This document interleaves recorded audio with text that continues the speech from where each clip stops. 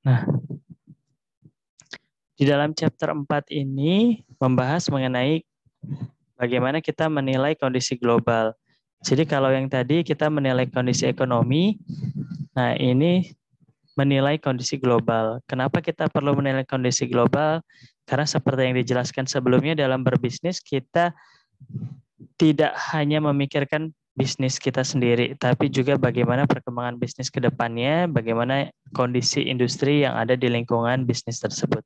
Dalam artian, ketika kita tidak mampu menilai kondisi ekonomi global, nah ini dikhawatirkan adalah kita tidak siap ya menghadapi tantangan ataupun resiko-resiko ke depannya. Contohnya ketika dalam kondisi pandemi COVID, ketika hal tersebut sangat cepat ya membuat bisnis-bisnis hancur. Nah, kalau tidak siap ya ikut terlibat. Tapi ketika kita sudah punya persiapan, misalnya kita punya bisnis bimbel atau bisnis yang ada di mall ya, jual beli barang yang ada di mall. Nah, melihat kondisi global ternyata di Cina itu sudah ada isu COVID-19 ya. Kemudian kita melihat ini cepat sekali menyebar ke berbagai negara dan tidak menutup kemungkinan masuk ke Indonesia. Sebagai pebisnis, tentu kita harus menilai nih kondisi ekonomi global yang ada tersebut, walaupun lingkupnya adalah kesehatan ya, bukan lingkup ekonomi kan ya. COVID-19 awalnya ke kesehatan. Nah, kita lihat ini menjadi ancaman tersendiri juga untuk bisnis kita. Jadi kalau yang di chapter 3 kita membahas ekonomi, di chapter 4 ini kondisi global, di mana di dalam kondisi global ini isu-isu yang ada di global ini menjadi tantangan dan resiko dari keberadaan bisnis kita, sehingga perlu kita nilai juga. Dari mana yang perlu kita nilai? Dari motivasi, dari conducting, barrier, karakteristik, dan exchange rate. Nah, hal-hal penilaian terhadap kondisi global ini juga memungkinkan kita bukan hanya terhindar dari resiko dan tantangannya, tapi juga melihat peluang-peluang nih supaya bisnis kita bisa go internasional atau masuk ke dalam bisnis global. Ini yang akan dibahas ya dalam chapter 4 ini. Bagaimana bisnis kita mendapatkan keuntungan di tingkat internasional dan seterusnya. Nah, pembahasan yang pertama berkaitan dengan motivasi untuk go internasional, motivasi untuk berada di tingkat internasional. Nah, hal yang menjadi motivasi dari suatu bisnis ya masuk ke internasional ternyata bukanlah profitnya gitu ya, bukan fokus terhadap profitnya, tapi juga melihat bagaimana kemampuan perusahaan tersebut untuk bisa masuk ke dalam tahap bisnis global. Apa yang dilihat? Tentu yang pertama dijelaskan dalam buku ini adalah foreign demand. Jadi foreign demand itu adalah permintaan dari luar negeri, dari asing. Nah, kalau bisnis kita buka bisnis di Indonesia, kemudian ada permintaan dari luar negeri, ini menjadi salah satu motivasi kuat. Oh, ternyata bisnis kita, produk kita, barang kita, atau jasanya ini dibutuhkan di luar negeri. Nah, permintaan dari luar negeri sekarang ini kan bisa memungkinkan ya ketika kita mengelola bisnis kita secara internet, secara digital, kita bikin toko, kemudian toko kita dimasukkan ke dalam website, ya, ke dalam e-commerce, kemudian ke dalam sosial media, di mana kegiatan tersebut ya, ketika kita menggunakan bahasa asing apalagi ya, ini akan memudahkan kita masuk ke dalam jajaran awal top of the page-nya dari Google ataupun dari sosial media. Sehingga ketika dicari oleh orang luar negeri itu sampailah kepada produk kita, sosial media kita atau bisnis kita. Nah, contohnya banyak sekali ya. Apalagi sekarang serba digital, jadi jasa-jasa juga bisa lebih mudah sebenarnya kalau jasa ya, nggak perlu memikirkan perpindahan barang yang keluar negeri gitu. Yang penting selesai jasanya, uangnya didapat. Nah, kalau jasa itu sekarang banyak freelancer yang sifatnya daftarnya gratis, kemudian ini bisa menghubungkan kita dengan customer kita, consumer kita di luar negeri. Jadi kita punya kemampuan, skill di desain, ilustrasi, ya. Kita membuat gambar-gambar misalnya, atau fotografi. Nah, ini kemudian dimasukkan ke dalam jasa penyedia jasanya. Nah, kemudian nanti akan dicarikan tuh demand-nya yang ada di luar negeri. Dan begitu cocok dengan kita, dengan skill kita, dengan produk kita, dan itu bisa sangat mungkin untuk terjadi transaksi. Sudah banyak ya sekarang aplikasi, penyedia jasa aplikasi yang memudahkan seperti itu. Dan juga contoh lainnya ada mahasiswa, dulu mahasiswa ya, nah itu dia iseng-iseng jual jasa nulis-nulis apa henna atau apa gitu ya, yang tangannya digambar-gambar, itu apa ya? Ada yang tahu? Henna, Bapak. Henna, benar ya. Jadi di gambar-gambar tangannya, kemudian dia promosi lewat sosial media, promosi apa hasilnya gitu ya, dengan menggunakan bahasa Inggris. Nah, sampai ada pesanan dari luar negeri gitu, dan kemudian dia bisa transaksi. Waktu itu sempat tanya ke saya bagaimana cara yang aman. Nah, dulu belum terlalu booming ya perkembangan digital seperti sekarang. Dulu kita cuma taunya pakai PayPal aja gitu. Jadi kalau mau transaksi pakai PayPal, dan juga ya udah barangnya dikirim melalui penyedia jasanya. Dulu masih Tiki yang banyak ya. Nah, jadi beragam caranya, tinggal dicari tahu bagaimana cara pengirimannya, bisa internasional. Kemudian selama ada foreign demand, nah itu motivasinya tercapai. Lalu teknologi. Nah, bisa jadi nih foreign demand-nya belum ada, tapi kita punya teknologi yang membuat demand tersebut jadi terbentuk. Nah, kalau ini saya lihatnya dari Gojek ya. Gojek punya teknologi sehingga bisa mendirikan Gojek di Vietnam ya, GoViet ya. Nah, ini teknologinya, resource-nya itu perlu modal yang sangat tinggi juga ya. Perlu sumber daya yang sangat tinggi sehingga bisa mendirikan perusahaan di luar negeri. Nah, kalau teknologi dan resource-nya ini sudah dapat, walaupun kalau kita lihat nggak sulit, dari Vietnam mungkin punya aplikasi yang sejenis Gojek gitu. Jadi secara diversifikasi sebenarnya tidak sulit kalau ini ya. Nah, yang sulit itu resource dan teknologinya, karena apa? Kalau kita lihat asetnya Gojek sudah sangat tinggi ya, sehingga kalaupun dari Vietnamnya mau niru, nah ini bisa disiasati tentunya dengan resource yang mereka miliki. Dari segi diversifikasi tadi, adanya foreign demand ini tentunya sangat memungkinkan ya. Kalau kita lihat dari segi diversifikasi ini, kita punya perbedaan dengan produk yang lainnya. Biasanya kan di masing-masing negara ada keunggulan kompetitif dari produktivitasnya ya. Jadi misalnya di Indonesia ini banyak gedebong pisang ya, banyak daun-daun pisang, banyak batok kelapa. Nah, sehingga untuk membuat arang, membuat macam-macam gitu ya, itu dibutuhkan di luar negeri sebagai bahan bakunya, dan dibutuhkannya dalam skala yang tinggi, skala yang besar. Nah, sehingga menurut kita barang-barang yang tidak berharga ya, arang, kemudian pisang tadi ya, gedebong pisang. Nah, ini sebenarnya sangat memungkinkan untuk diekspor gitu. Ketika ini menjadi pembeda, menjadi keunggulan kompetitif di suatu negara, di mana di negara tersebut itu tidak ada. Atau misalnya tempe ya, di Indonesia kan banyak, tapi di luar negeri, di Amerika misalnya itu sulit gitu. Nah, ini diversifikasi sehingga ini membuat kita melihat sebagai pebisnis menjadi peluang ya untuk masuk ke dalam pasar global.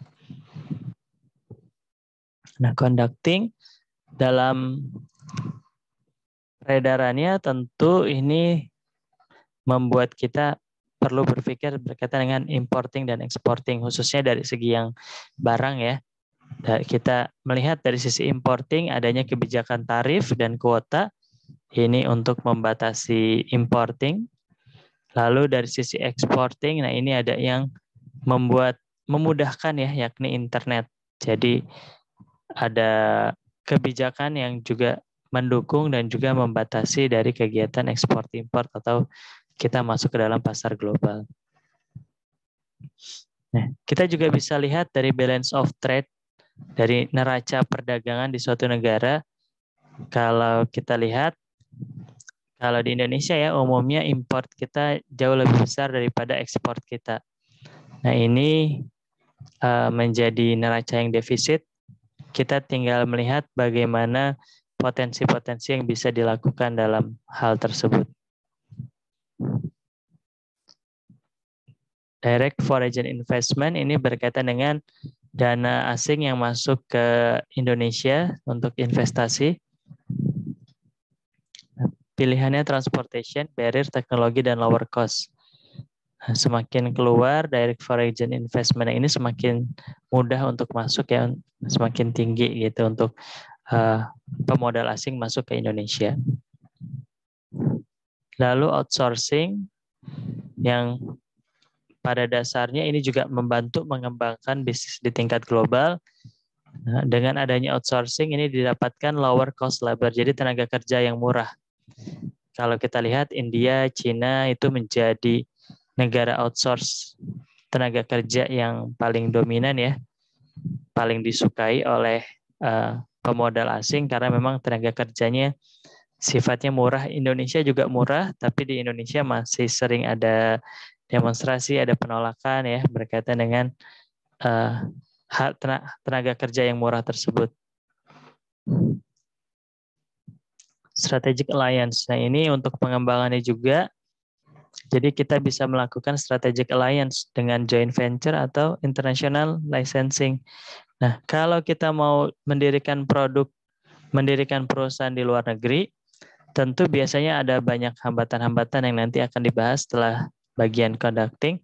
Nah tapi salah satu pengembangannya yakni dengan cara joint venture ataupun international licensing. Di joint venture ini kita bergabung aja dengan perusahaan yang sudah eksis di luar negeri sehingga kita tidak kesulitan untuk bersaing ya untuk bisa mengembangkan bisnis di negara tersebut. Nah, misalnya apa kalau kita lihat ya di Indonesia ini perusahaan asing ya banyak yang masuk ke perusahaan asing juga yang sudah eksis sebelumnya gitu. Atau jadi misalnya kalau kita mau mendirikan kita mau menjual kebab di luar negeri. Nah, ini proses pendiriannya sulit. Biar supaya mudah, ya udah kita hubungi jaringan yang berada di luar negeri tersebut, kemudian membantu kita untuk memprosesnya ya, yang udah bisnis di bidang yang sama dan join venture ya, perusahaannya gabung gitu kira-kira seperti itu. Nah, kalau yang international licensing ini sifatnya dia hanya menjual merek dagangnya aja. Seperti franchise ya, agak-agak mirip dengan franchise.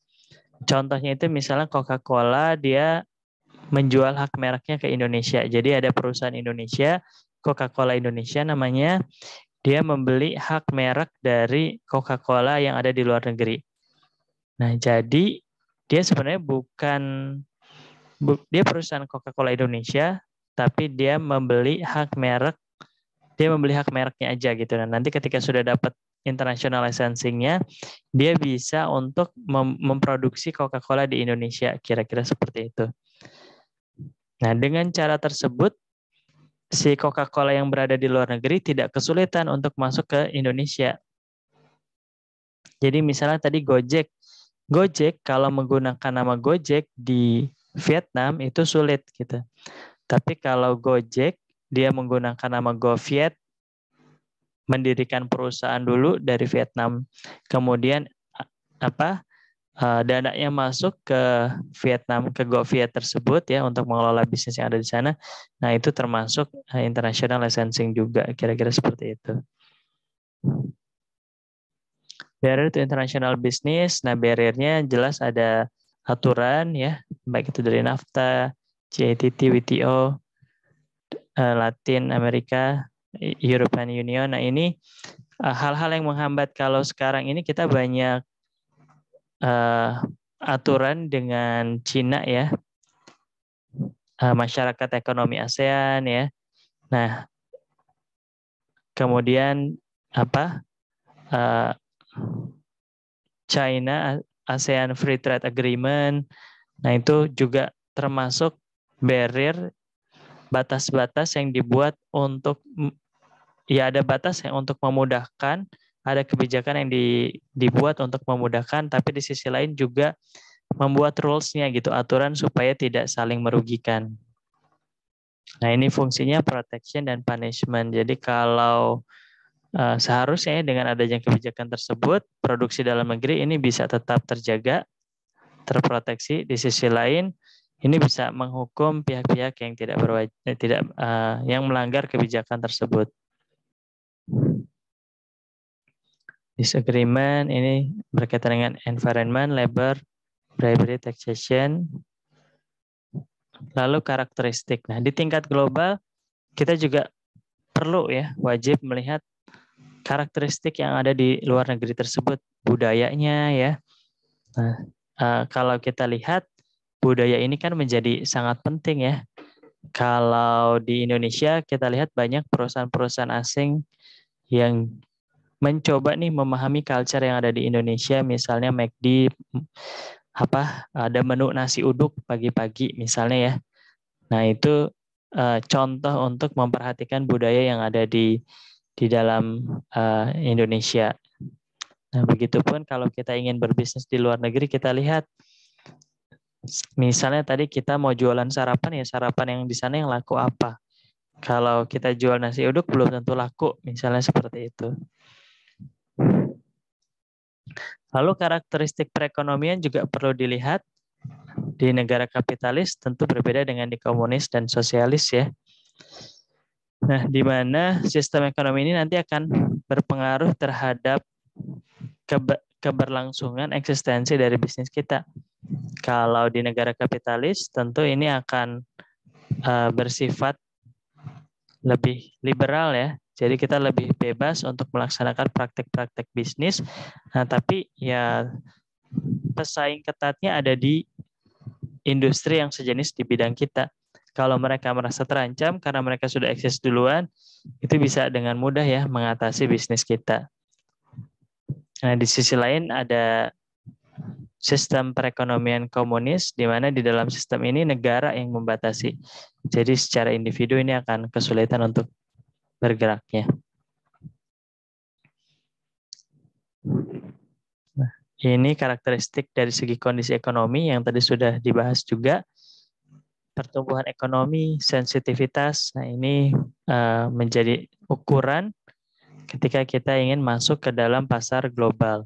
Political risk, corruption, nah ini juga dilihat ya. Oh, ternyata di Indonesia ini risiko politiknya, korupsinya tinggi. Nah, ini juga sangat dipertimbangkan oleh asing. Kalau mereka tidak memperhatikan etika, tentu ya mereka malah berpikir ini menjadi peluang ya. Jadi banyak juga nih bisnis yang di Indonesia sifatnya ini lebih kepada bisnis anggaran ya. Jadi kalau jualan ke orang Indonesianya itu keuntungannya sedikit ya, kecil-kecil. Nah, tapi kalau mereka mendapatkan anggaran dari negara itu bisa mendapatkan keuntungan yang lebih besar. Kan di beberapa perusahaan kalau kita lihat ya, perusahaan-perusahaan teknologi yang awalnya nggak jelas tapi bisa dapat dana besar gitu ya dari anggaran. Nah, kemudian itu juga menjadi ladang korupsi. Itu berkembang sangat pesat dan sulit dihentikan ya. Dan sifatnya juga controllingnya yang tergantung dari masing-masing negara, controllingnya seperti apa. Lalu exchange rate, nah ini juga penting untuk diperhatikan karena kalau kita bisnis dengan negara yang menggunakan dolar ya berarti kita harus memperhatikan bagaimana kondisi cadangan dolar yang dimiliki. Nah, kalau kita menggunakan exchange rate ini bisa saja ya rupiah melemah sehingga ketika kita melakukan transaksi, nah ini akan tergerus ya nilai profit kita. Yang bisa dilakukan adalah dengan cara seperti ini ya, spot rate atau forward rate, di mana di spot rate ini menggunakan rate exchange rate ya, menggunakan kurs yang sekarang, kalau di forward rate menggunakan kurs yang ada di masa depan. Nah, ini tinggal kebijakan dari masing-masing bisnis. Berkaitan dengan kondisi global, ada yang ingin ditanyakan?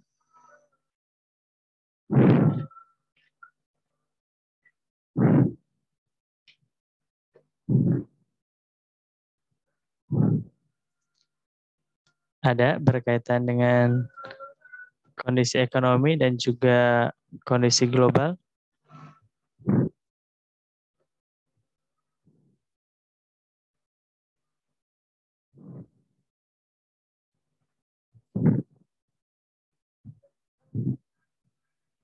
Sudah jelas semuanya ya? Mungkin masih belum ada pertanyaan. Kalau ada diskusi kalian boleh ya di grup, boleh di Google Classroom, boleh silahkan ditulis, disampaikan, nanti saya jawab di saat saya membaca pertanyaan tersebut. Nah, untuk pekan depan berarti kita asinkronus, nanti saya share yang presentasi ya di Google Classroom-nya kelompok 1-2 kemungkinan. Dan kemudian tadi sudah saya jelaskan di awal untuk UTS-nya kita sifatnya seperti membuat paper esai ya, membuat esai berkaitan dengan kalian dan bisnis kalian. Jadi mungkin bisa dicari tahu nih, ini kan sifatnya rencana ya, impian. Nah mungkin kalian bisa mimpi dulu, mikir dulu, membayangkan kira-kira nih 10 tahun mendatang, 15 tahun mendatang itu kalian bisnis apa gitu. Nah, walaupun kalian mungkin nanti ada yang minatnya jadi guru, jadi karyawan ya, tapi kan nggak menutup kemungkinan juga dalam beberapa tahun kemudian kalian punya bisnis sendiri gitu. Nah ini anggap kalian itu merencanakan masa depan tersebut dari yang sekarang ini gitu. Untuk teknisnya nanti akan di-share lebih lanjut ya formatnya, tapi sekarang ini kan kurang lebih udah kegambar, mungkin kalian bisa ngetik-ngetik dulu ya. 3 halaman, 4 halaman, nah kurang lebih kira-kira komponennya seperti itu untuk menceritakan aja secara apa ya, ya langsung aja diceritain apa adanya gitu. Ada yang ingin ditanyakan atau didiskusikan?